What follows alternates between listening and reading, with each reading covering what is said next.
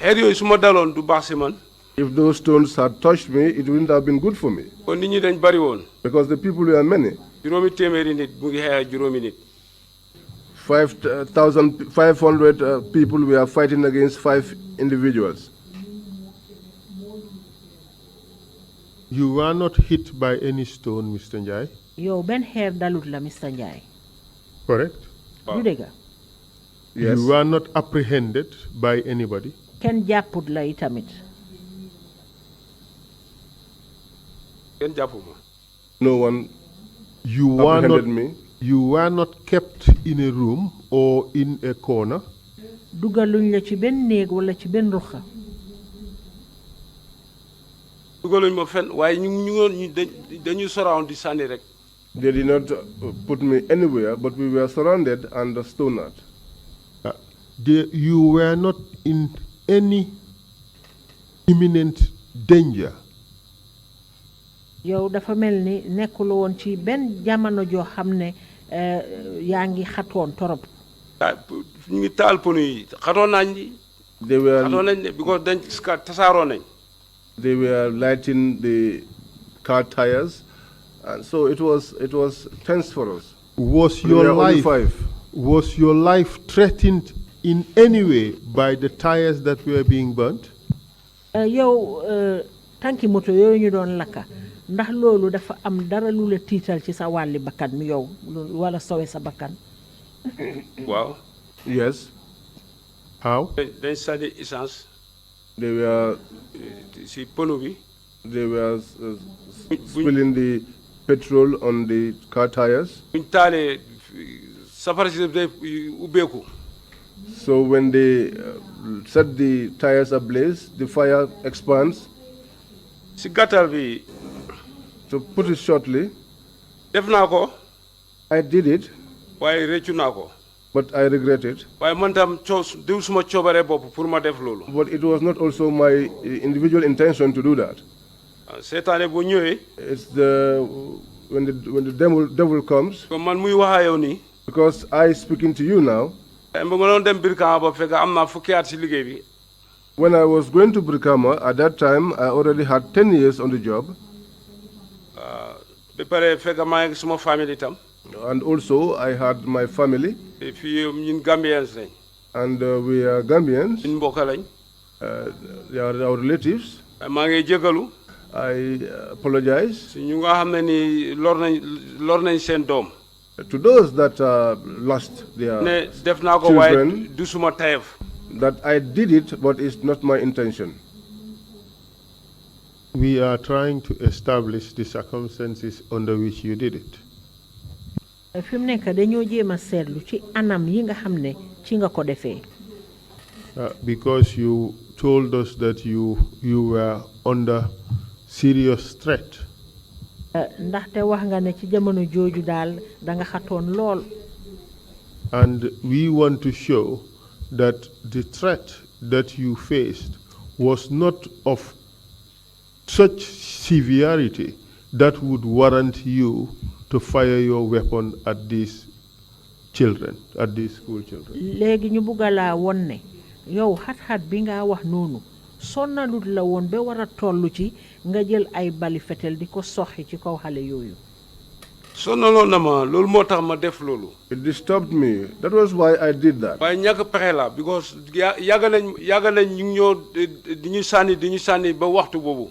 But it's a lack of an alternative because they were pelting stones on us for a long time. su ma yeboon ne dañu overcome. If we were overcome. So ma réalisé suma bali yooyu jeex na.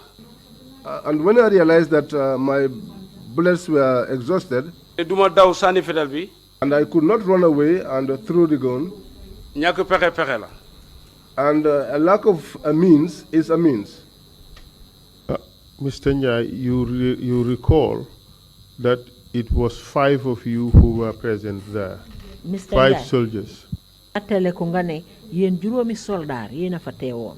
waaye juróomi soldaar yi nekkuñ benn groupe toujours de. Yes, but the 5 soldiers were not together in one group all the time. Were all of you being pelted with stones?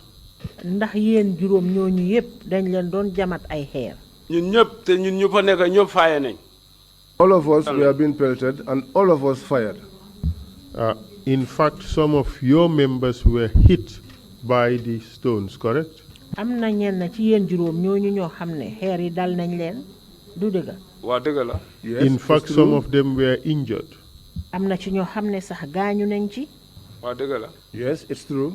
And their situation was more critical than yours, who was never hit by a stone. te ñoom ci anam yiñ toll woon jamono jooju moo gënoon a métti yow sa bos mii nga xam ne benn xeer dalut la. nga ñoom soo gisee loolu yëpp am. If you see that Just answer the question. Just answer the question. What? Those people who were hit by the stones and were injured were in more precarious or difficult situation compared to you, who was not hit and not injured. ñooñu nga xam ne jam nañ leen xeer te gaañu nañ ci tamit ñooñu ñoo la gënoon a nekk ci ay jamono yoo xam ne sonnoon nañ comme yow mi nga xam ne benn xeer laalu la du dëgg. dëgg la. it is true. And none of them fired live bullets on the students. te ñoom kenn ci ñoom soxewut bal yuy reye ci kaw taalibe yi. fetal nañ. They fired. Do you know whether they fired live rounds on the students? xam nga ndax bal yiñ doon soxe ci xale yi bal yi reye la. man suma bali jeex na Aliou Kambi blanco yi jeex na ñu fa neexoon ñëpp suñ blanco yi dafa jeexoon dafa teel a jeex. My blanks were exhausted. Aliou Kambi's blancos were also exhausted. All of us who were there, our blanks were exhausted. I was not talking about blanks. I was talking about live rounds. man waxuma lu aju ci blancs yi de fetel yi du reye man yi maa wax mooy fetel yi nga xam ne dafa reye. waaw. bal yi. Yes. Who fired live rounds on the students apart from you? kan ci ñoom ku uute ak yow ñoom ñoo soxi bal yi reye ci kaw taalibe yi. man suma boppa laa xam. I know only of myself. So, do you see now the situation that it was only you who took it upon himself to fire live rounds on the students, even though your situation was less precarious than the others? bon nag bon gis nga ne yow ci sa boppa yow yaa ko jëlal sa boppa rek ci sa coobare boppa nga jël bal yooyu nga xam ne dafa reye soxi ko ci kaw xale yi fekk sax ne yow ci anam yi nga toll woon nekkutoon lu la sonal torop. sonoon naa time bu ma couple bi waxee ne sa bali jeex na fire. I was. moo xam na ne suma blanco yi jeex na mu wax ne fire. I was tired. At the time when the corporal said to me, "Your blankets are fire. Your blanks are exhausted," I was tired. Are you suggesting that Corporal Camara knew that you had no more blanks? All you were left with were live rounds, and he ordered you to fire live rounds on the students. Is that what you're telling us? léegi ndax dang ñu bëgg a wax ne Corporal Camara moomu xamoon na ne yow bal yi ngeen wax blanc boobu jeexoon na takk ci sa loxo xam na ne yi nga dese mooy rek yi nga xam ne boo ko soxee dafa rey nit ba pare moom mu ne la soxil bal yi ci seen kaw noonu la demee. waaw. Yes. Mr. Njie, I give you another chance. Lying before the commission is an offense. Mr. Njie maa la mayaat tuuti de fen fii ci kanami commission bi danga yàqal luwaa bi de. That was a lie, wasn't it? loolu du woon dëgga de du dëgga ndax dëgga la li nga wax dëgga la am fen la. dama mistake foofu. I made a mistake there.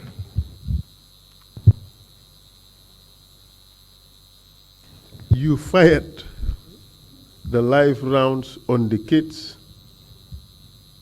on your own discretion. yow That's the truth, isn't it? dëgga bi mooy danga jël bal yooyu soxi ko ci kaw xale yi ci sa coobare boppa rek du dëgga. waaw. Yes.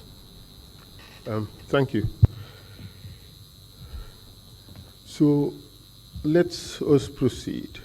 What happened after you have killed these 2 students and injured 7 others by opening live fire on these children? What happened after that? léegi jërëjëf léegi nag ñu eggali lan moo xew gannaaw boo xamee ne jël nga bal yi soxi ko ci kaw xale yi rey ci ñaar gannaaw loolu nag lan moo xew gannaaw loolu And injuring 7. te gaañ nga ci tamit lu toll ci juróom ñaar gannaaw loolu Basse dañ ñëw After that, Basse, the reinforcement from Basse came. bi ñëwee ñu start arresting So when they came, they started conducting arrests. Who was conducting the arrest? ñan ñoo doon arrest dañ ñëw ak seen commander They came with their commander. Which team was conducting the arrests? ban kuréel ñoom ñoo doon def arrest yooyu tiimi Basse bi The team from Basse. How about your team? yow What was your team doing at that time? jamono jooju nag yow sa team luñ doon def ñoom bi ñëwee seen dafa fekk ñun suñ team bi ñu ngi scattered ñoom seen wax jamono bu ñoo ñëw The time that they came, met our team was scattered. dama just seen pick-up bi rek I just saw their pickup, gaa yi ngay tub di wàcca and they were jumping down from the students yaa ngay daw vehicle, and the students were running away. ñii ñuy jàppa And they were dugal si moto bi di yóbbu Makati arresting some, putting them in the vehicle, and taking them to Makati. Were there any people who were arrested and taken to the police station in Birkamaba? ndax am na ñen ñoo xam ne arrest nañ leen yóbbu leen ci police station bi nekk Brikama Ba waaw am na ñu arrêté woon foofu yóbbu leen foofu dañ doon arrêté di si station bi après ñu dugal leen si moto bi yóbbu leen biir Makati Yes, there were some that were arrested and taken to the Brikaba station, and others too were taken to Makati. And did you participate in that activity, the arresting of these people ndax yow and taking bokkoon them to the station? bokkoon nga ci ñi nga xam ne ñoo doon arrest nit ñi di leen yóbbu ci station bi léeg-léeg foofu man arrêté ma kenn bu ko gars yi dañ fekk time boobu man maa ngi sonna No, at that time I did not arrest anyone because at that time I was exhausted. I give you another chance to reflect on this answer maa and ngi tell us the truth. maa ngi laa mayati de nga fàttaleku tontu bi nga maa tontu ndax bu ko defee nga mun a wax dëgga ndax bokkoon nga ci ñi nga xam ne ñoo doon arrest ñun ñi di leen yóbbu ci station bi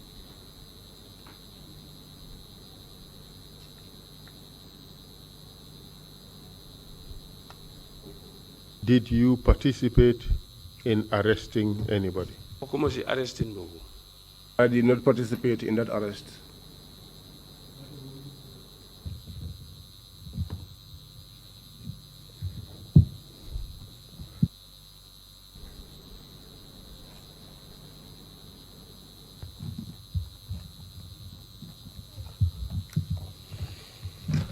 Just give me a moment. I want to bring something to your attention. may ma tuuti rek dafa am lu ma la bëgg a xamal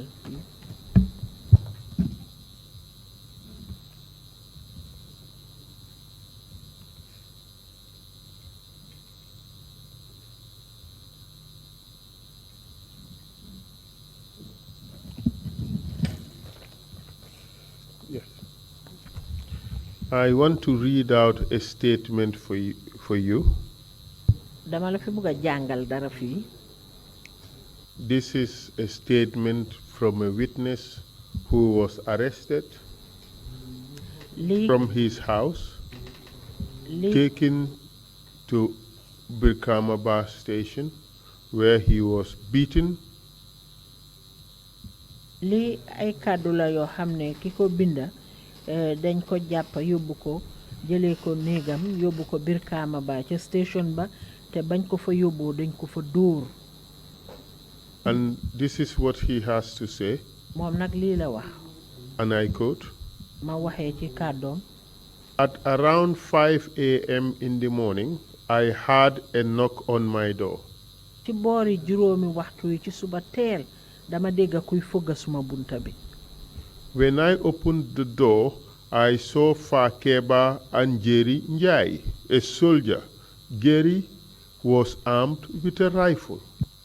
ba ma ubbee bunta bi nag dama gis Fakeba ak Jerry Njie boo xam ne soldaar la te moom nag mu ngi amee woon fetel. They arrested and escorted me to the police station.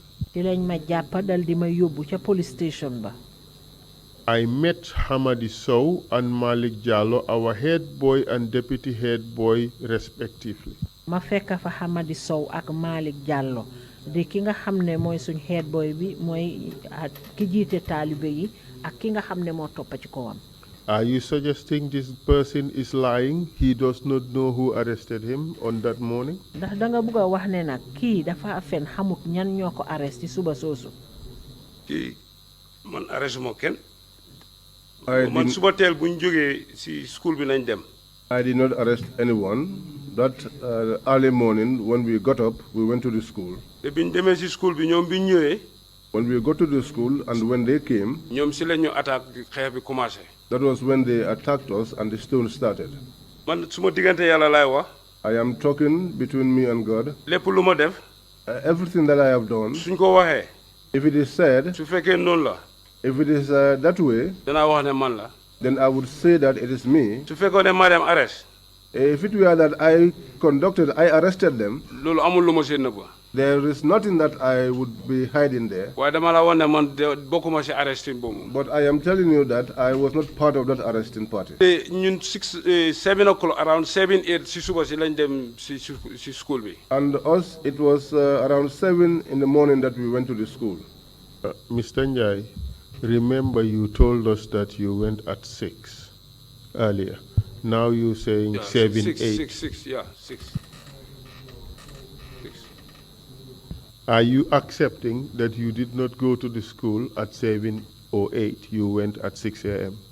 léegi da ngaa nangu nag ne ndaxte dang ñu fi njëkkoon a wax ne juróom-benni waxtu la léegi nga ne diggante juróom-ñaar juróom-ñetta léegi nag ndax nangu nga ne juróom-benn la woon waaye du juróom-ñaar. juróom-benn waxtu si suba jëm juróom-ñaar after bi ñu jëlee suba rek. For 6 to 7 after we had our morning prayers. I want to read out something to you again. Or perhaps before that. Did you participate in the beating of the students who were arrested and detained at the police station? bokka nga ci ñi nga xam ne ñoo doon dóor taalibe yi arrestoon yóbbu leen ci police station bi. waaw bokka naa. Yes, I participated. Do you know how many students or teachers were beaten at the station at that time? xamoon nga ñaata taalibe wala ñaata. Or even civilians? ñaata jàngalekat wala sax ñoo xam ne civil lañ ñoo xam ne ñu ngi leen yóbbuwoon foofu ci station bi. waaw foofu dafa jaxasoo woon xale school yi ñu ngi fa woon ak civilian yi. There was a mix back there. There were students. There were also civilians. How many were beaten there? ñaata ci ñoom lañ doon dóor. gars yi bari nañ de am na ñu doon dóor waaw. There were many. bari nañ de. There were many. mboolem ku ñu indi foofu kay gars yi dóor nañ. Every person that was brought there was beaten. You suggesting gars yi dóor nañ la? They have beaten. dóor nañ leen. They beat them. ñun dóor nañ leen. We beat them. Exactly. Do you know that under the laws of this country, it is unlawful to beat anybody? ndax xam nga ne luwaa réew mi ànduñ ci kenn koo xam ne dangaa dóor nit luwaa bi nanguwu ko. waaw nangu na. I accept. And you knowingly participated in the beating or torture of these people in the full awareness that it was unlawful. te yow oroon na la te xamoon nga ne li nga doon def nii luwaa nanguwut ko di dóor ay nit di leen mitital te yaa ngi ko doon def. affaire yi garaw bi. On the issue of the demonstration. ñoom bi ñu ñëwee from Basse. Mr. Njie, answer the question. The question is, you knew fully well that what you were doing was unlawful. You still went ahead to do it. Tontu liñ la laaj yow mi sa bopp óoroon na la ping ne li nga doon def luwaa nanguwut ko waaye da nga continuer di ko def. waaw dëgg la. Yes, it's true.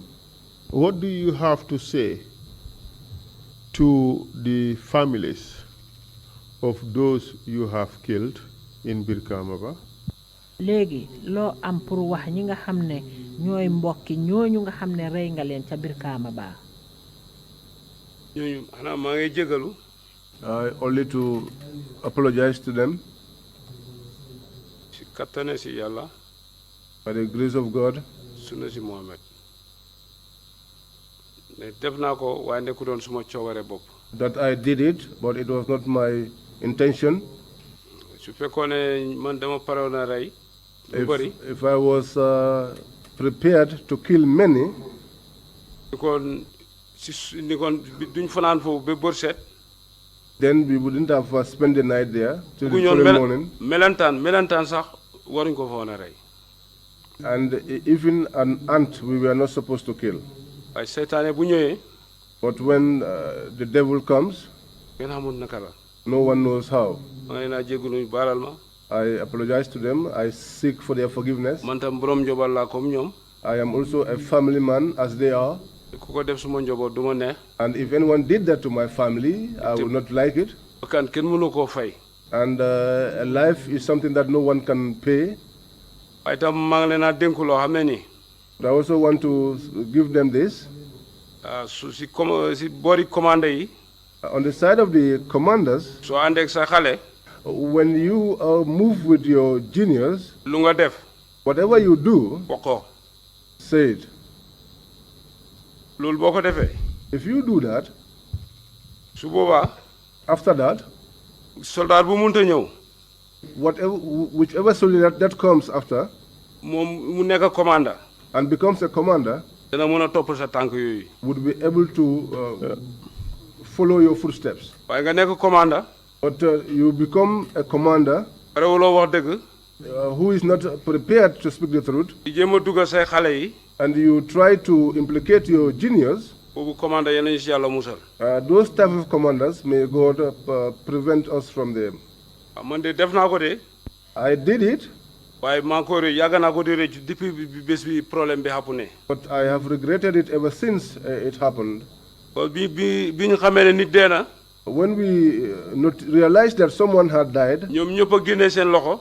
all of them removed themselves from the issue. kenn owoon ma digal ma. Nobody called me to advise me. moom si boppam oo nañ ko Banjul. He himself, he was called to Banjul. waxul ma dara. He did not say anything to me. Okay. ñu commencé di ma waxal. Go ahead. oo nañ ko Banjul. They called him in Banjul. am naa yaakaar ne su fekkee ne ànd nañ ñu def opération. I had the belief that if we had gone together in an operation, lu nu mel su xewee. and if what happened should take place, te ma nekk ñaareelam. and I was his deputy, war na maa yëgal. he should have informed me ne ma lii ak lii moo xew. that this and this is what happened. moom deful loolu. He did not do that. ñaareel bi man fu ma njëkk a ooyee. Mr. Njie, the question was what you have to say to the families of those who lost their loved ones. Mr. Njie liñ la laajoon mooy lan nga am pour wax ñi nga xam ne ñàkk nañ ci seen ay doom. I have heard you apologize to those families. dégg naa la nag yaa ngi jéggalu ci ñoom. Okay, now we have to move on to other aspects of your testimony. léegi nag ñu jàll ci beneen fànn. Perhaps, Mr. President, Mr. Chairman, this is a convenient time to take the usual break. léegi nag ñu noppale ko gum foog naa waxtu wi jot na. And when we resume, I would want to proceed with the witness maybe for another hour. buñ dellu si waatee nag ñu jekkale ak seede bi toll ci diiri benn waxtu. Thank you very much, Mr. Chair. Thank you, Council. We will take a 30-minute break and come back at 12 noon. Meeting is adjourned.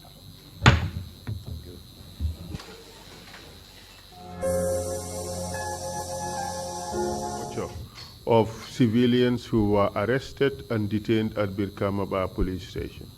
nangu nga itamit ne bokka nga ci ñi nga xam ne ñoo doon dóor wala di mitital civil yi nga xam ne jàppoon nañ leen foofa ca Birkamaba police station. waaw dëgg la. Yes, it is true. You have also accepted that the number of people who were arrested, tortured or beaten at Birkamaba stations were numerous. You can't count them. nangu nga itamit ne lim nit ñi nga xam ne ñoom lañ jàppoon dóor leen mitital leen foofa ca Birkamaba sakkanoon nañ sakkan boo xam ne sax mënuloo xam ñaata lañ. waaw dëgg la. Yes, it's true. Now let's talk about other maltreatment of the people in Birkamaba. léegi nañ wax nag léegi yeneen nit yi nga xam ne ñoom itamit mitital nañ leen foofa ca Birkamaba. We received testimony that a number of people were made to lie on the hot tar road, and the police, rather the gendarmerie, the soldiers were walking on them, trampling them with their boots. What do you say to that? jot nañ fi xibaar ne am na ay nit ñu bari ñoo xam ne dañ leen tëddaloo ci tali bu tànga bi nga xam ne moo nekk ci yoon wi ba pare nag soldaar yi maanaam ñi nga xam ne ñooy para yi ñëw di éeg ci seen kaw. Not para, but soldiers, the soldiers. waaw soldaar yi ñëw di leen déggaat ndax loolu dégg la. waaw dëgg la. Yes, it is true. Did you participate in that? bokkoon nga ci ñooñu. waaw bokk naa. Yes, I participated. How about the 5 soldiers you were with? Did they participate in that? juróomi soldaar yi nga àndaloon ndax ñoom tam bokkoon nañ ci. waaw ñoom bokk nañ.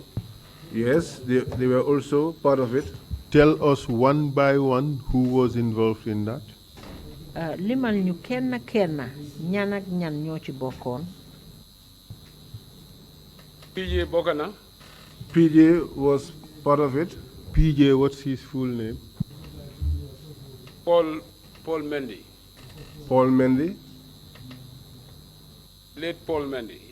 dafa gaañu Darfur force contingent. The late Paul Mendy, he passed away in Darfur, the first Gambian contingent. So you are telling us the soldiers who participated in trampling upon the civilians who were made to lie on the hot tar road on that day. yaa ngi commencé woon di ñu limal soldaar yi nga xam ne ñoo doon déggaat ci kaw nit ñoo xam ne dañ leen tëddaloo ci tali godorong bu tànga bi yaa ngi commencé woon di leen lim ñan la. Late PJ Mendy, Paul Mendy. The late PJ Mendy, Paul Mendy. Lamine Camara. Lamine Camara. Aliou Kambi. And Aliou Kambi. ñeneen ñi daal di ñu jógee Basela reinforcement ñoo xawma gaay seen tur yi. The others were part of the reinforcement that came from Basse, and I did not know them. You included, earlier on you told us you were one of those who participated, but you did not name yourself. njëkkoon nga ñoo wax ne yow bokkoon nga ci de waaye boolewuloo sa bopp ci lim bi. boole naa suma boppa de.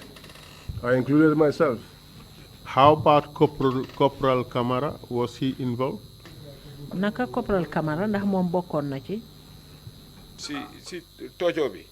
Was it in the torture? moom bokku si. He was not a part of it. Did any officer or senior told you not to torture those people who were arrested and detained? ndax am na kenn ci seen njiit yi ku leen wax ne bu leen dóor te bu leen mitital ñi nga xam ne dañ leen jàpp.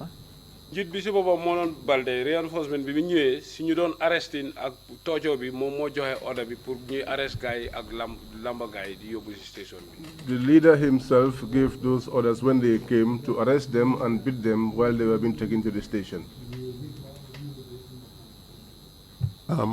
Did you say Balde, or did you mention another name? Lieutenant Balde, Lord. Lieutenant Balde. And what did he do? lan la def moom. Mom, bim accès fire na pistol. When he came, he fired his pistol Upstairs, mu wax detail guy mi mu ne len get them. upstairs and told his guys to get them. Ay mom la boy get out jógee ci pick up bi commencé di chase guy di len jappa ñu mëna jappa ñu jappalé ñu mënta jappa ñu rëcca. That was when the boys alighted from the pickup and started running after the students and capturing those they were able to capture, and those that they were not able to capture escaped. Yes, earlier on you were telling us, and you said something in Wolof, that Munenyu Lamba Lane. That is something I want to go back to. njëkkoon nga wax dara ci làkki olof nga ko wax ne mun nañu làmbaleen léegi dafa bëgg a delluwaat ci loolu. In that you were talking about those who were made to lie on the road, those who were being tortured. Could you explain that again and the role played by Lieutenant Balde in that? bu fekkee ne di nga mun a baamtuwaat foofu ñooñu nga xam ne ñu ngi leen doon métital ñu ngi tëddaloo woon ci godorong bu tàng bi te Lieutenant Balde bokkoon ci. baamtuwaatal li nga doon wax. gars yi xajuñ buñ jàppee buñ leen téye dañ leen a indi si station bi so biñ xajudee si station bi si lañ dee wax gars yi ñu tëddal noonu si kaw yoon bi di xaar moto bi yóbbu gars yi makaat yi. When they were captured, they were taken to the station. But when the station could not contain the number, they began to ask the captives to lie on the tarmac and wait for the vehicle that was to transport them to Makati. So who supervised that operation? xew-xew boobu moom kan moo ko jiite woon. Lieutenant Balde. Lieutenant Balde. Did anybody intervene to stop that process? am na kenn ku ci dugal gémmiñam pour tere leen loolu ngeen doon def. yëguma ko de. I was not aware of it. What do you say to the suggestion that Lieutenant Wassa Kamara came and told Lieutenant Balde to stop the torturing and leave the area and go back to Basse? loo wax nag ci liñ wax ne Lieutenant Wassa Kamara ñëwoon na fa wax Lieutenant Balde ne na ngeen bàyyi li ngeen di def dugaat ci seen moto yi delluwaat fa nga xam ne foofu ngeen bàyyee ko woon. loolu su amee te man fekkul ma woon fa waxtu woowu de. If that happened, then it did not find me at that point. ñoom Balde bi ñu ñëwee reinforcement bi dafa fekk place baa ngi jaxasoo ñoom Wassa bi ñëwee tam man yëguma ñoom after si laa ko seen. When Balde came with the reinforcement from Basse, the place was tense. When Wassa Kamara also came in, I was not aware.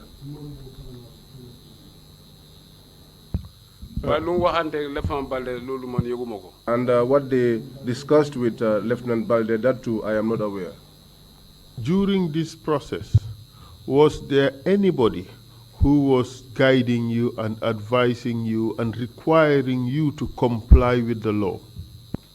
ci jamono jooju ndax am na kenn koo xam ne ñëw na pour di leen digal wala di leen yedda ne na ngeen fexe toppal luwaa bi li nga xam ne moom la santaane. At that time kenn ñëwul si man wax ma dara. At that time no one came to me to tell me anything. Would you say that all of you were just doing whatever you wanted at the time? da nga bëgg a wax ne jamono jooju yéen daal ku ci nekk rek daf doon def li la neex. Order la. It was an order. Reinforcement bi mu ñëwee arresting bi boobu Balde moo joxe order bi. When the reinforcement came and the arresting took place, that order was given by Balde. What I am referring to was how you were doing things. It was just left to you to do whatever you wanted. li ma wax mooy leen ni ngeen doon def yëpp dafa desoon ci yéen rek ku ci nekk li la neex rek nga di ko defal sa bopp. Wow. Yes.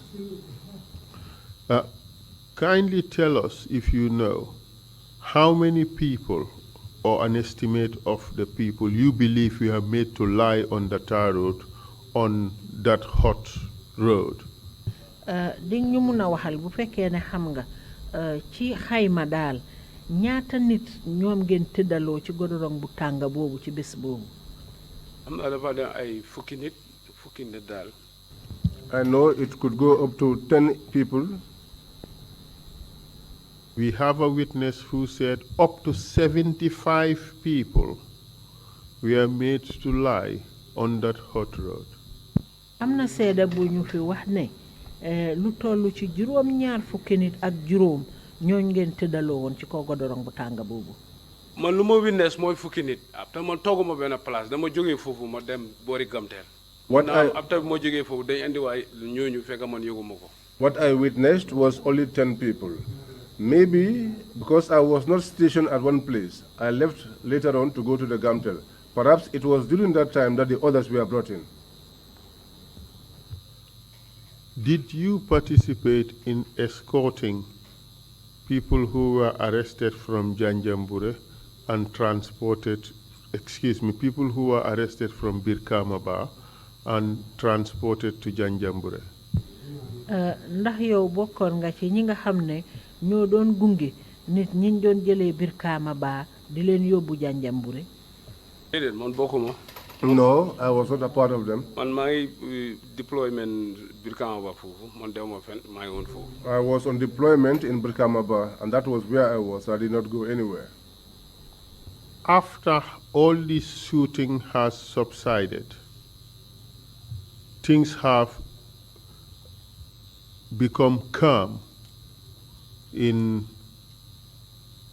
things became calm in Birkamaba. What happened? Léegi gannaaw fetelante yooyu nga xam ne dal na mbir yépp a ngi sedd nag foofu ca Birkamaba lan moo xewaat gannaaw bi. lu xew paa yi borom dëkk bi si boppam. What happened was the elders of the village, ñëw na si station bi foofu. they came there to the station. ñu ne ñun dañ war a delluwaat Farafenni. And they said that we should return to Farafenni. waaye ñun moom si boppam mu ne dana wax ak suñ commandant bi. But he said that he was going to speak to our commander pour ñu toog fa. so that we could stay there ay fan. for some days. mu ne jarul ñu ñooy créer mu ne jarul armée bi dañuy yónnee benn lekk ñoom dinañ créer yëpp pour ñun. And they said that it was not necessary for the army to send in any food, that they were going to cater for everything. waaw that on the 12th.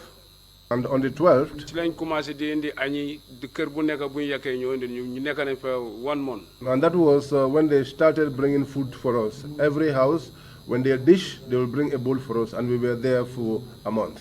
jógee si Gamteel bi ñu stay si ñu jógee si station bi ñu dem stay si Gamteel bi. We left the station and based at the Gamtel house. You remember you told us that after every operation, you have to surrender your weapon and account for the ammunition you had been given. Do you recall that? fàttalikul ne wax nga ñu ne jamono boo xamee ne def ngeen seen façon opération yi da ngeen dee delloo gànnaay yi nga xam ne moom lañ leen jox fàttaliku nga ne wax nga ñu loolu. waaw fàttaliku naa waaye fàttalikul ne ñu ngi Birkamaba ba léegi delloo guñ Farafenni. Yes, I recall that, but be reminded that we are still in Birkamaba and we have not yet returned. couple bi laajut kenn affaire yi bal. The corporal did not ask anyone about the ammunition. ku nekk lu nga dese woon loolu nga amee woon. Each one of us, whatever remnants of bullets you had, that was what you were with. Did you discuss the issue of casualties? ndax waxtaanee ngeen affaire yi ñi nga xam ne ñoo ci roru. déedéet waxtaanuñ ko. No, we did not discuss it. Earlier on, you told us that you told the corporal that, well, somebody has died and some people have been wounded. Do you recall? fàttalikul ne njëkkoon nga ñoo wax ne waxoon nga corporal bi ne ko am na ñoo koo xam ne day dee na de te am nañu gaañu fàttaliku loolu. fàttaliku naa ko waaye moo ko waxee loolu si njëlbeen bi si tàng bi. I remember that, but when I said that to him in the heat of events. waaye bi loolu passé waxatuma dara lu jëm si mbiri ñu dee ñi. But after that, I did not say anything about him with regards to these individuals that have died. Did the army really have any interest at the time to assess the situation to determine who was killed and who was injured as a result of their own actions? ndax army bi amoon nañ benn itte pour ñoom ñu seggaat mbir yi seet li nga xam ne moo fa xew ci xew-xew boobu nga xam ne amoon na te sabab bi yëpp bàyyee ko woon ci ñoom. ba pare seet ñan lañ rey ak ñan lañ gaañ. loolu yëpp amut óorul ma. All of that did not happen. It's not certain to me. The problème bi passé. After the incident, ñu ngi Brikama Ba si Gamtel bi. We were in Brikama Ba at the Gamtel house. ñu ngi perform suñ normal duties. Performing our normal duties. ñoom ñoo jox añ. And they were giving us lunch. Reer ak ndekki yëpp waaye army bi joxuñu dara. Giving us dinner and breakfast as well. nekk nañ fa weer. The army did not give us anything, and we were there for a month. kenn nanguwul ñoo change. And we were not changed. All that may have happened, but what I am trying to drive at is, after that operation, everything became normal again, as if nothing had happened. waaw loolu yëpp moom leer na waaye li ma wax mooy gannaaw boo xam ne opération bi passé na ba pare yëpp delluwaat na meloon lan moo xew. Let me rephrase the question and ask it in Wolof. Li ma laajte mooy ba xew-xew yi yëpp passé yéen da ngeen continuer waat seen liggéey rek mel ni sax dara xewutoon Brikama Ba dëgg la am du dëgg. waaw dëgg la. Yes, it's true. The death was not the concern of the army, correct? mu mel ni daal yéen ñi dee woon foofu itteelul woon army bi. dëgg la. It is true. The injured were not a concern for the army. ñi ci gaañu tamit itteelul woon army bi. suñ ko itteelee man yëguma ko man maa ngi foofu jutis xam nga ñoom luñ seen process buñ doon def yëguma ko. If they concerned themselves with it, and if they did anything with it, I wasn't aware because I was in Brikama Ba. Under normal circumstances, after an operation, there should be a debriefing. Isn't that true? ni mu war dee amee su fekkee ne def ngeen opération ni façon yi ba mu pare ba mu jeex dafa war a am daje boo xam ne da ngeen war a dajewaat pour waxtaanee li nga xam ne moo xew. waaw loolu daf dee am debriefing daf dee waaye du bu Brikama Ba bi de bu amul benn debriefing. Yes, debriefings usually happen, but not in the case of the Brikama Ba incident. There was no debriefing. And in fact, after every operation, those who were in a situation or circumstances of killing other people would have to be asked to explain the circumstances of those killings. ndaxam sax opération bu mun a am su fekkee ne ñi nga xam ne ñu ngi fa am na ñoo xam ne rey nañ leen dinañ oo ñoo ñu laaj leen ci yan anam lañ leen reyee. man kenn oon man ba léegi. No one called me up to date. ñu ngi ma commencé di ma oo TRC. It was a TRRC that called me. And in fact, it was known by your commander that people died as a result of your actions. Tey tamit sa commander bi moom xamoon na ne yow sa jëf ji moo sabab ñooñu nga xam ne ñoo dee. waaw. Yes. And you were never called before the commission of inquiry that was established by the government in 2000. te yow jàmbur yi nga xam ne ñoom lañ tànnoon pour ñu gëstu xew-xew bii ci atum 2000 kenn ooyu la ci woon. kenn oowul ma. No one called me. Okay, now let's talk about what happened at the end of your deployment in Brikama Ba. Tell us what happened when you returned to barracks in Farafenni. léegi nag ñu wax ci mbir yi gannaaw boo xamee ne jeexal ngeen Brikama Ba lan moo xew ba ngeen delloo Farafenni. ñu delloo Farafenni. When we returned to Farafenni, dañ dem si armory bi. we went to the armory. ñu delloo suñu rounds yi. We returned our rounds. am na ñoo xamee seen rounds yi manqué nañ. There were some that had missing rounds. Especially man suma boppa. Especially myself. couple bi lu ma wax ne man loolu laa fetal man fetaluma loolu. What the corporal said I fired, I did not fire that. man lu ma fetal ëpp na fanweeri bal ak benn. What I fired was more than 31 bullets. ma demee ma déclaré na dama fetal juróom-ñeent fukki bal. When I went there, I declared that I fired 90 bullets. parce que maa ngi dem ak maa ngi dem ak juróomi maag yoo xam ne nii. Because I went with 5 marks that you know that. yoo xam ne dafa empty. That were empty. juróom-benneel bi mu des fukki bal ak juróom-benn. The fifth one was had 6 bullets remaining in it. 16. 16. 16. Okay. 16 bullets remaining in it. Was all this informed, or was all this information given to the armorer at the time? Wow, ndax xibaar yi yëpp nag ki nga xam ne moo nekkoon ci armory bi ndax xamoon nañ ko. armorer bi xam na ne fetal naa live round bi maa dem maa ngi dem ak bali léegi bu ma ñëwee bali manqué kon bali am na fu mu dugga. The armorer knew that I fired live rounds because when I was going, I went with ammunition, and when I returned, they were missing. All that may be true, but what I'm driving at is, when you went to return your weapon and the ammunition that was left, did you guys sit down and do the accounting? Say, this is what you were given, this is what is left, this is what may have been spent and did not come back into the armory.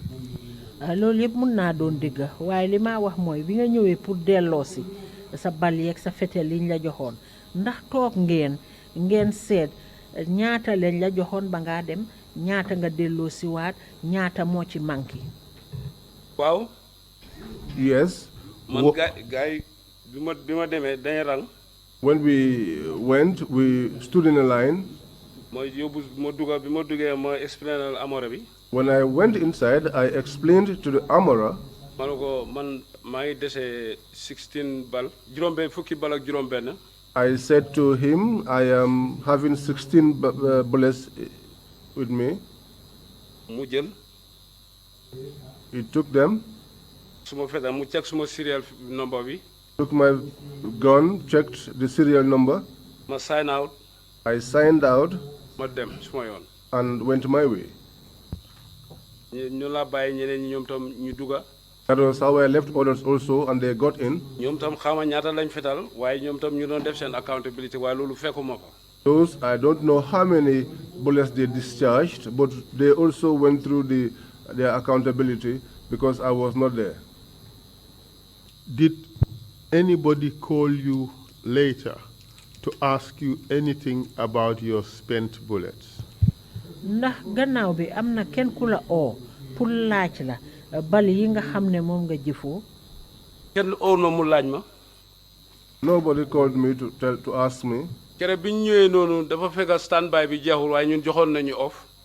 When we returned that day, the standby was over. There is a discrepancy in the interpretation. He said the standby was not yet over, but we were given the chance to go home off duty. All right. Proceed, continue. Well, off duties bi ñaari fan la noppaleku. The off duties was 2 days, which I relaxed. Léegi suma clerk bi call ma mu ne ma ëllëg da nga war a nekk duties.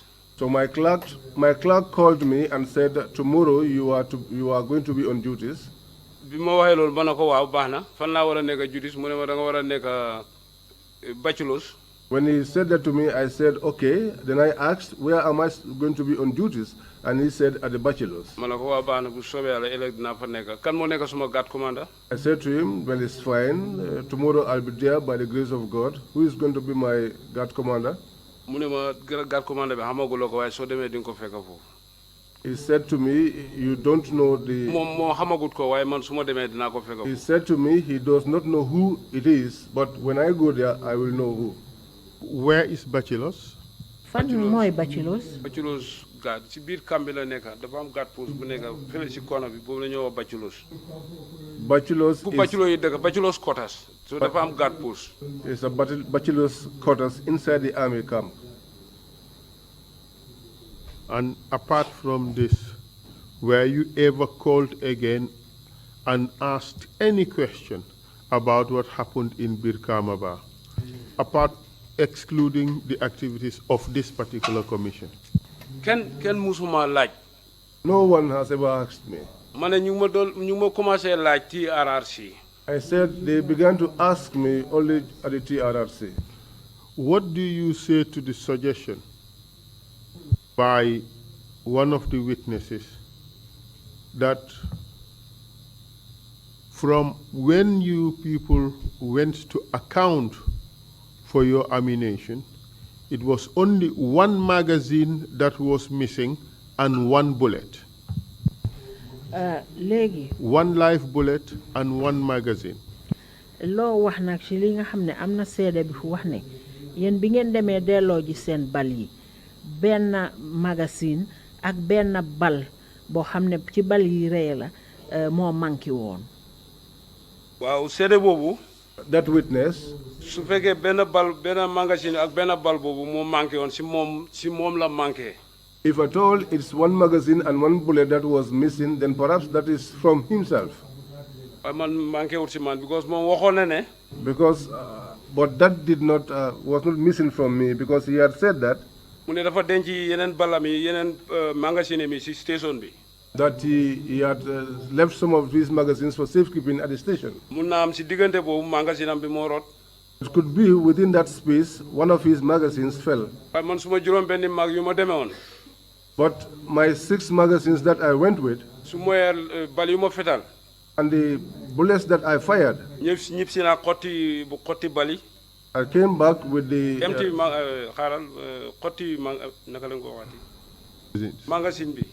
I came back with the magazine, the empty magazine. Listen to the question. Okay. The witness we had suggested that when all the bullets were accounted for, it was one magazine that was missing and only one live bullet. That magazine was to be later discovered and tendered in evidence as Exhibit 38 before that commission.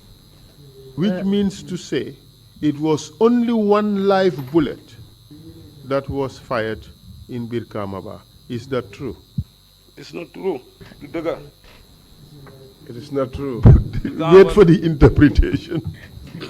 Léegi seede bi lim fi wax mooy ne mboole seen bal yi ngeen yóbbu woon yépp li nga xam ne rek moo ci manqué mooy benn magazine ak benn bal boo xam ne bal yi reye lañ loolu yépp moo fa des lu uute nag ak li nga xam ne moom lañ wax fii nii.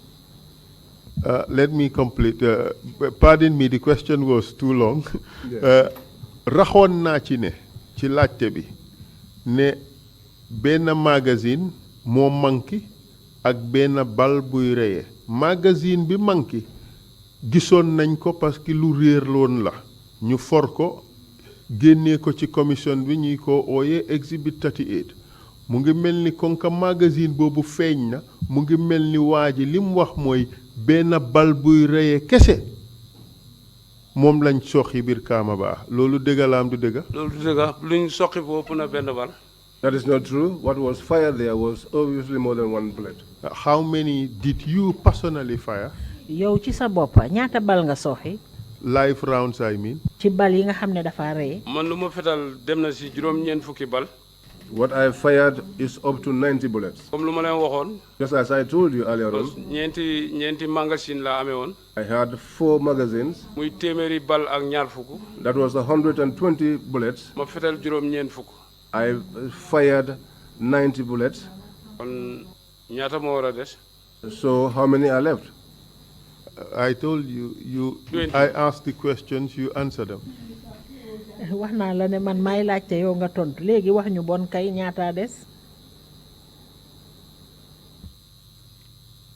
You went back with only 16 live bullets. Isn't that what you said earlier? yow da nga wax ne fukk ak juróom-benn rek nga delloo ci bal yi reye. waaw. Yes. 30 moo des. 30 is remaining? No, you said you were left with only 16 out of 120. It means you have fired 104 rounds. If my mathematics does not betray me. I'm a lawyer, pardon me. yow da nga wax ne fukka ak juróom benn nga delloo. waaw dama ci mistake. téeméer ñaar fukka. waaw bon kay dafa mel ni yow téeméer ñeneenti bal nga mo nga soxi. waaw. So when your commander said it was only one live bullet was fired, that was a gross underestimation of what happened in Birkamaba. I may say it was a blatant lie. Su fekkee ne sa commanda bi wax na ne benn bal moo manqué woon bon loolu uute bi bari na lool ci li nga xam ne mooy lim biñ wax nii te bon loolu dafa mel ni du dëgga. waaw du dëgga because commanda bi waxu dëgga. Yes, it's not true because the commander did not speak the truth. moo waxee ne moom daf ñu wax ne ñu delloo suñ bali. He said that he told us to return our bullets. ñun jógee nañ Farafenni Brikama foofu fan la ñoo delloo suñ bali. And we were from Brikama there. Where are we going to return our bullets to? ak moom mu wax ne dafa bàyyi balami demul ak moom si school bi moom fu mu denc balami. And he that said that he left his bullets at the station, at the school. Where did he? kon su magasin réeree magasin am moo réer. So if a magazine were to be lost, then it is his magazine that got lost. Let's just limit ourselves to the question. Would you agree with my proposition that the statement that only one bullet was fired and one magazine missing was a blatant lie? Léegi déglu laajte bi ñu emale ko ci laajte bi li ñu wax ne benn bal buy reye moo manqué ak benn magazine ne yooyu ñoo manqué bon loolu du dëgga. du dëgga di. That is not true. Okay, good. I have a report here submitted by commanding officer Captain Keita. Commanding officer Captain Keita moo joxe xibaar bi. That is, Mr. Chair, part of Exhibit 83. moo wax Exhibit 83 ci la bokka. And that is page 223 of that exhibit. te mu ngi nekk ci page bi nga xam ne mooy ñaar téeméer ak ñaar fukk ak ñetta. It is a report dated 2nd June 2000. xibaar la boo xam ne ñu ngi ko binda ñaari fanweeri June ci atum 2000. And it is entitled as follows. te nii lañ ko tuddee. Report on the deployment of 2nd Battalion troops in the provinces. mooy xibaar bu aju ci liñ ebal ñaareeli bataillon bi ci dex gi. During the students' demonstrations. ci jamono ji nga xam ne taalibe yi ñu ngi doon ñaxtu. And in the concluding part of the report, under the caption conclusion. te bi nga xam ne nag ñu ngi tëj xibaar yi nga xam ne moom lañ binda nii. In page 3 of the report by Captain Keita. ci ñetteeli xeet bi nga xam ne moo nekk ci xibaar yi Captain Keita binda ko. This is what he has to say. lii la ca wax.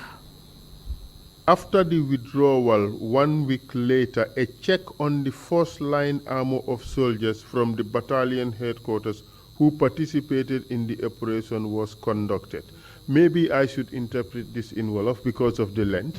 I'll help you do that because I have the text in front of me. Thank you. Mune laata ba soldaar yi jógee fañ leen ebaloon mu ne benn semaine bum paase seet nañ soldaar yi yëpp bal yiñ leen joxoon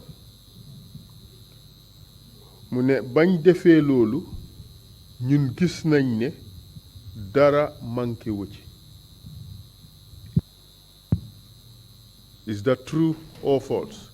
dëgg la wala déet. Wait for the interpretation. lim wax noonu dëgg la ndax du dëgg. loolu du dëgg. That is not true. The report went on to say that blank ammunition was issued to disperse demonstrators in Farafenni and Birkamaba. xibaar gi eggali na tam di wax ne ay bal yoo xam ne duy reye moom lañ joxoon ñi nga xam ne ñoom lañ ebaloon foofu ca Birkamaba. ak Farafenni. ak Farafenni. It goes on as follows. Alpha Company Kudang sent in their ammo returns and everything was intact. yokk na ci tamit di wax ne Alpha Company bu Kudang ñoom delloo nañ seeni bal yeeg seeni fitil yépp te bu ci nekk nañ leen ko joxe woon noonu lañ ko dellooyee. However, Charlie Company from Basse reported firing 12 rounds as warning shots when angry demonstrators tried to overrun the GRTS radio station in Basse. Sorry, repeat it again. Why Charlie Company bi nga xam ne moo jógee woon Basse ñooñu soxi nañ fukki bal ak ñaar dañ ko soxi pour tiital nit ñi doon ñëw mooy xale yi pour bañ xale yi jël rajo ba nekkoon Basse. Basse ndax biir Kama ba. Basse. At the end of the operations, arms and ammunitions was sent to my parent unit GNA headquarters. Gannaaw boobu nag li nga xam ne moo di bal yi ak fetel yi delloo nañ ko ca suñ makkaan ba nga xam ne moo di makkaani soldaar yi. The report did not mention whether the soldiers deployed at Birkamaba fired any bullets. xibaar gi nag moom feeñalut ne soldaar yiñ ebaloon Birkamaba soxi nañ benn bal. In fact, if you take the first sentence, it states that all was confirmed to be intact. ndaxam sax soo seetee ci tàmbali xibaar bi wone nañ ne yépp delloo nañ ko nam fa jógee woon noonu lañ ko delloo si waatee. This report was false, correct? xibaar gi moom du dëgga. du dëgga. It's not true. It was intended to cover up the army for the killing of this and injuring of the students in Birkamaba, correct? liñ ci jublu rek mooy làq ñi nga xam ne ñooy army bi génnee leen ci rey bi nga xam ne ak gaañu bi nga xam ne moom lañ gaañ ay nit ca Birkamaba.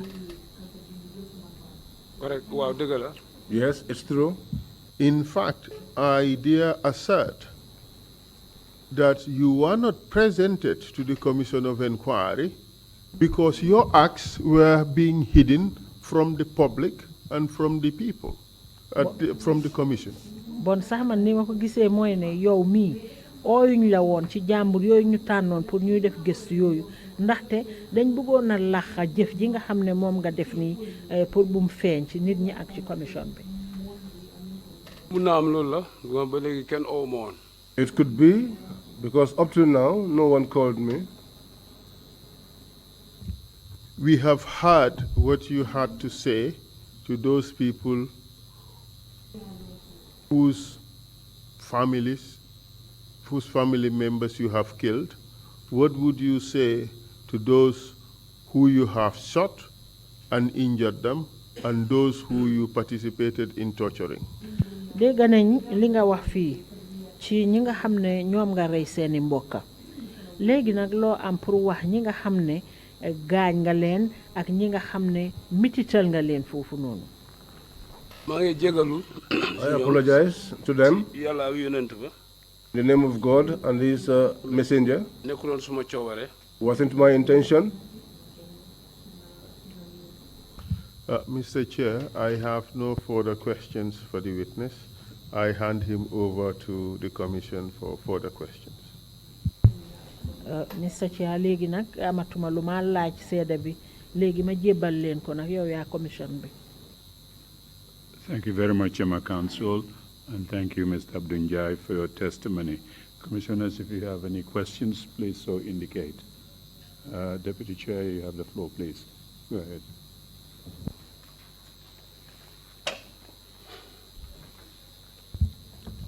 Thank you, Mr. Chair. Thank you, witness. According to your testimony, ci yow jërëjëf Mr. Chair jërëjëf seede bi ci yow seede yi nga xam ne moom nga fi joxe. You had killed 2 students. rey nga ñaari taalibe. You had beaten and tortured students and civilians. Dóor nga it metital nga ñi nga xam ne ay taalibe lañ ak ay civilian. Yet after all that, ba tey ba gannaaw loolu yépp. The community treated you in kindness. Nit ñi jël nañ la ci taranga ak njekka. By providing you with 3 square meals every day for a whole month. Di la jox dunda ñetti yoon ci bés bi lu tollu ci diiri weer. How did you feel? Loo yëg. Living in that community. Nga dëkk ci biir askan woowu. Eating their food. Di lekk seeni ñam. After everything that you had done to them. Gannaaw loolu nga xam ne yépp moom nga leen def. Thank you.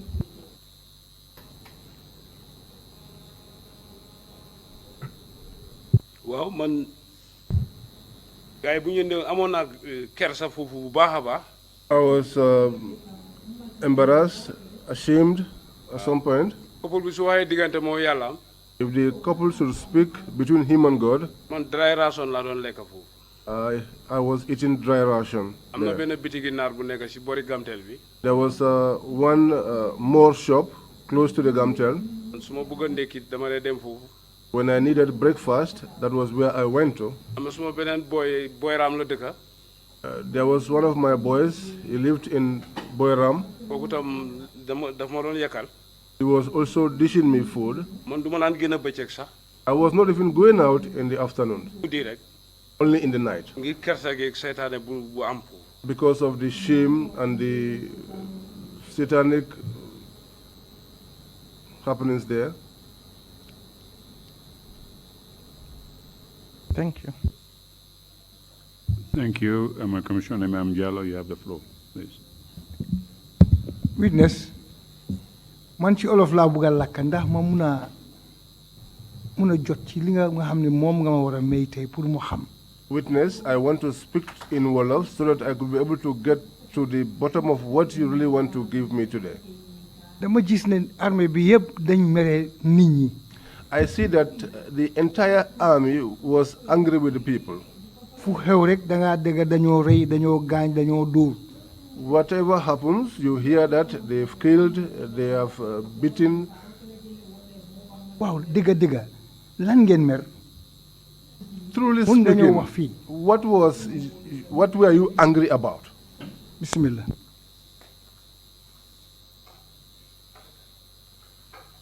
Army bi. The army. Time boobu. At that time.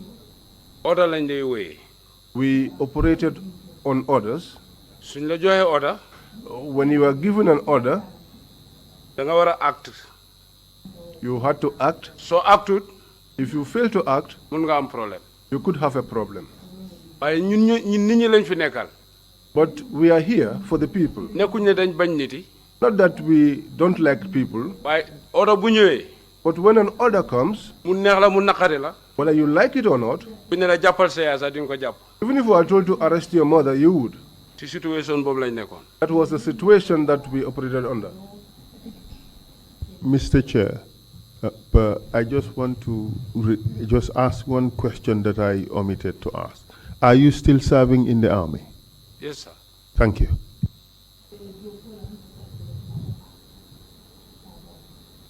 Imam Jallow, is that it? Oh, thank you. Imam C, you have the floor, please.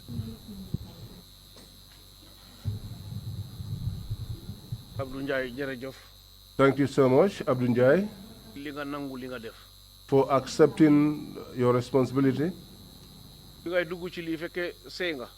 When you were going into this, were you married? Waaw fekk sëy na. Yes, I was married. Ak suma ñetti doom.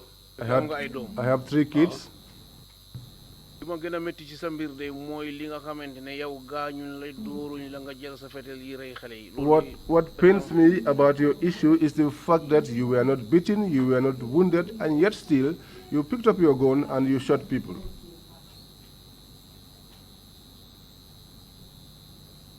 Yow dóoruñ la gaañuñ la defuñ la dara yow nga jël sa fetel nga fetel juróom-ñeent fukki bal. Yow kay yàlla rek moo ci def jàmm waaye su dul doon loolu da nga doon rey téeméeri xale. You were not beaten, you were not injured, nothing happened to you, so that you could pick up your gun and shoot almost 90 bullets. If God was not on your side, you could have killed more than 100 people.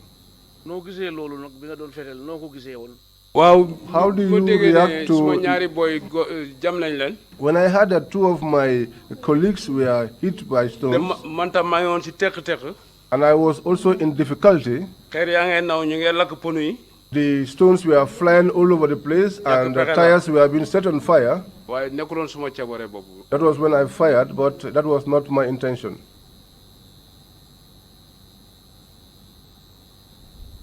Thank you. If you have any concluding remarks, you may proceed to do so. Well, one quick question, just confirmation that you fired 104 live bullets. Is that correct? Yes, sir. Thank you. Proceed to make your concluding remarks. léegi boo amee kàddu yu mujjee nag mën nga koo wax. léegi lu ma am lu ma dénku. What I would say now, si military bi xam nga dama koo wax. I had said it already. ñu dàq ma. In the military, I had said it and I was dismissed. wala ñu tëj ma. Interpretation issue. I would say it, they may fire me. Okay. Or they may jail me. Yes, I missed that, yeah. waaye lu nekk. But in anything, su fekkee yaa ngi nekk commander. if you are a commander, taxawal nga wax dëgg. stand up and speak the truth. pour ëllëg sa xale yi ñu mun a jaar si yoonu dëgg. So that tomorrow your children too may walk on the path of truth. waaye su nga nekk commander di jaxase. But if you are a commander who mixes people up, bu tàngee nga rocceeku. when things get heated up, you dugal say xale. run away and then implicate your juniors, boobu tam war nañ koo seetaat. then that is an issue that we also have to look into. man lii gént la ma ñëwee. This came to me as a dream. foogu moo ne nii laa demee. I didn't think it will happen to me, to happen like this. ñaanuma yàlla ma rey melentaan si army bi. I do not pray to God to kill even an ant in the army. waaye su li happen su li xewee. But if this should happen, maa ngi jégaluwaat. I apologize one more time si farata si yàlla. and ask forgiveness from God. ak sunna si Mohammed. In the name of Allah and also in the ways of His messenger, Muhammad. Thank you very much. I never would have been able to interpret that one in English. Well, may Allah save you. Council, if we don't have any witness coming immediately, we would take our lunch break and resume at 2:30. Very well, right? Mr. Chair. Yeah, you may discharge the witness. Thank you. But are you Yes, bringing another witness before the lunch break or what? The next 30 minutes or what? I just want to know before I release it. Horeja Balagay is ready to start after 10 minutes with the next witness. 5 minutes break. After 10 minutes. It's video link. Video link, so we have to test and test splendid. again. Yeah, I see. Okay, so we will take a 10-minute suspension. Yes. And resume shortly. Thank you. Mr. Njie, thank you very much for testimony and for your admission to difficult crimes. But the cover-up that happened is now being unraveled. But thank you again very much for your testimony. Oh, is that going to be interpreted? Oh, if not, thank you very much indeed. We suspend the meeting for 10 minutes.